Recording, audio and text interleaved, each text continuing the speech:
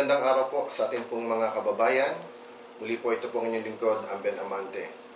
Alam ko pong hindi po lingid po sa inyong kaalaman na nito pong mga nakaraang 3 linggo ay zero COVID active case po ang ating pong lungsod. Subalit po nito pong mga nakaraang araw ay nagkaroon po naman tayo ng 3 consecutive days na nagkaroon po tayo ng COVID case dito po sa ating lungsod.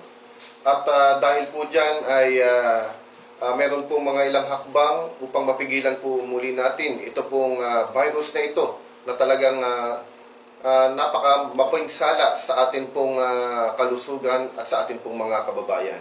Kung kaya nga po, kahapon po, June 13, 2020 ay nilagdaan po ng inyong lingkod ang isang executive order na naglalayo na limitahan muli ang pag-access sa ating pamilihang bayan ng atin pong mga kababayan sa atin pong public market. Kung kaya po, ibinabalik po muli natin ang scheduling ng bawat barangay patungo po sa atin pong pamilihang bayan.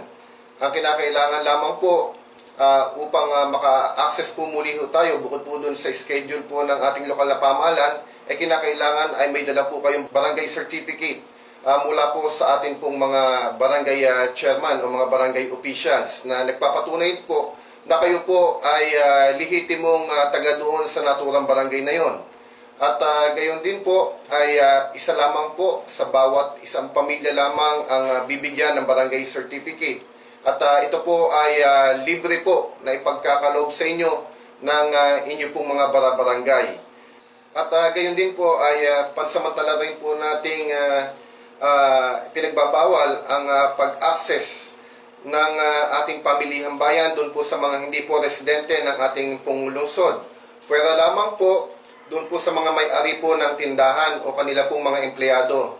Kinakailangan po nilang magdala po ng proof of ownership at certificate of employment para naman po sa kanilang mga empleyado para po sila ay makapasok sa ating pong pamilihang bayan.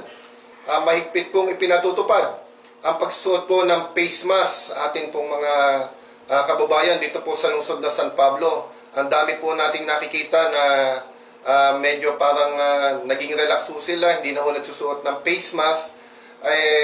Tayo po ay ugaliin po natin na habang wala pa pong bakuna, ay ugaliin po natin laging magsuot po ng face mask kung saan man po tayo pupunta.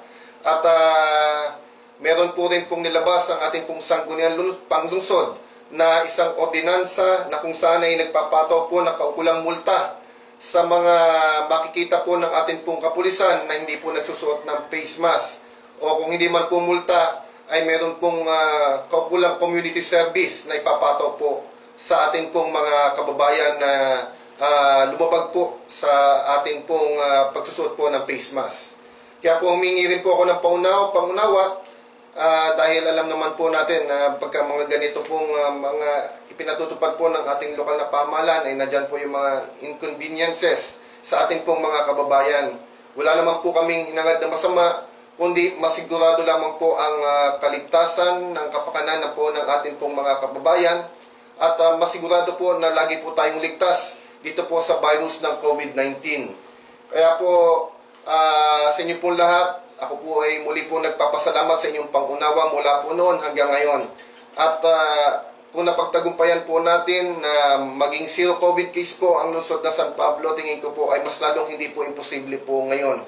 Dahil kung nagawa po natin yan noong mga nakaraang buwan na hindi po tayo handa at bigla na lamang pong sumulpot yung virus na yan, how much more ngayon po na yan po ay napaganda na po natin at alam naman po natin kung paano po tayo makakaiwas.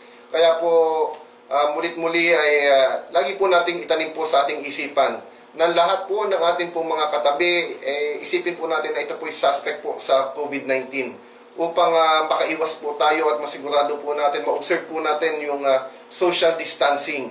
Kaya po sa inyo pong lahat, maraming salamat po sa inyo pong suporta mula noon hanggang ngayon ay lagi po kayo nakikiisa sa lahat po ng mga programa ng ating lokal na pamahalaan.